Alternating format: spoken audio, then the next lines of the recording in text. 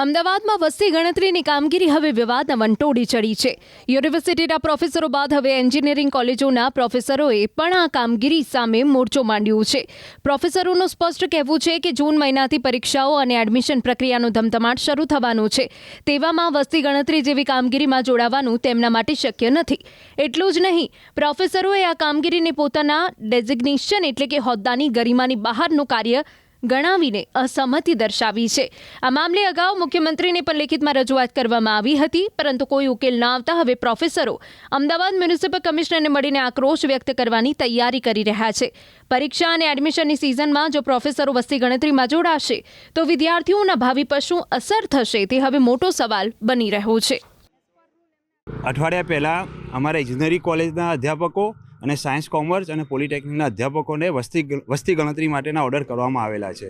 પણ આ જે ઓર્ડર કરવામાં આવ્યા છે, જે સરકારના નિયમો છે એનાથી કંઈક થોડાક અલગ હોય એવું લાગી રહ્યું છે, જેના માટે અમારા મંડળ દ્વારા અમારી કમિશનર કચેરીથી માંડીને સીએમ સુધી રજૂઆત કરી છે કે આ અંગે યોગ્ય નિર્ણય લેવામાં આવે અને અમારા જે અધ્યાપકો છે એમની જે પોસ્ટ છે એને અનુરૂપ એમને કાર્ય આપવામાં આવે. ઓકે, જૂન મહિનાથી જે આ પ્રક્રિયા થવાની છે, કયા કયા એવા કામો છે એના કારણે તમારે વર્કલોડ વધી જશે? મે અને જૂન અમારા માટે પીક ટાઈમ કહેવાય, કેમ કે એડમિશનને લગતી કામગીરી થઈ રહી છે, જેમાં અમે પેરેન્ટ્સને અને જે એન્જિનિયરિંગમાં નવા એડમિશન લેવાના છે એને અમે સલાહ સૂચનો આપીએ છીએ, કઈ રીતે એમને ફોર્મ ભરવું એ બધું માર્ગદર્શન આપીએ છીએ. અને આખું એડમિશનનું તંત્ર આખું ખોરવાઈ જશે આ વસ્તુના લીધે, કેમ કે ખાસા મેમ્બર્સ એપી કમિટીમાં જોઈએ છે. પ્લસ જે ચાલુ સેમેસ્ટર્સ છે જેના રિલેટેડ એનું એક્ઝામિનેશન, પછી examination theory examination, practical viva, જેમાં અમારે બહારની કોલેજમાં પણ ડ્યુટી કરવાની હોય છે. સ્ટુડન્ટ્સ એક્ઝામ આપે છે, એના આન્સર શીટનું અસેસમેન્ટ બોલો, બધી A to Z બધી વ્યવસ્થાઓ એક્ઝામ રિલેટેડ એ બધી સ્ટાફ જ કરતો હોય છે, તો એ પણ ખોરવાઈ જઈ શકે છે. એક તરફ શિક્ષકો જે છે તેઓને આ કામગીરી સોંપાય છે, એવામાં પણ આ નારાજગી છે વસ્તી ગણતરી લઈને.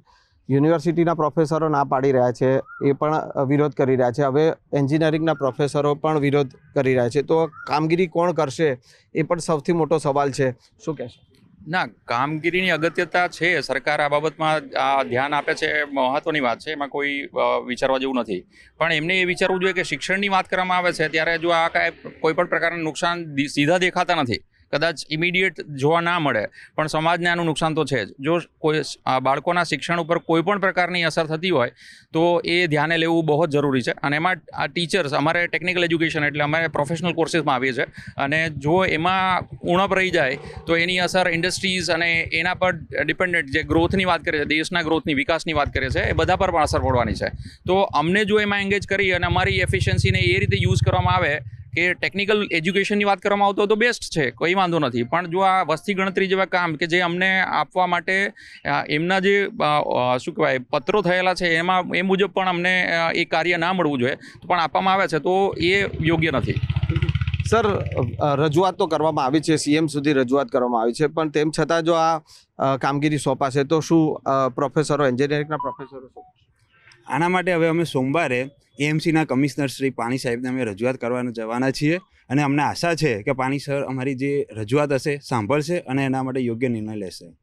બિલકુલ, તો જે પ્રકારે વસ્તી ગણતરીને લઈને આદેશ કરવામાં આવ્યા છે, પહેલાં યુનિવર્સિટીના પ્રોફેસરો જે છે તે પણ નારાજગી વ્યક્ત કરી ચૂક્યા છે, અને હવે ક્યાંક ને ક્યાંક એન્જિનિયરિંગ કોલેજના પ્રોફેસર છે કે તેઓમાં પણ જે આદેશ કરવામાં આવ્યા છે વસ્તી ગણતરીને લઈને, અને તેને લઈને પ્રોફેસરોમાં નારાજગી અત્યારે જોવા મળી રહી છે.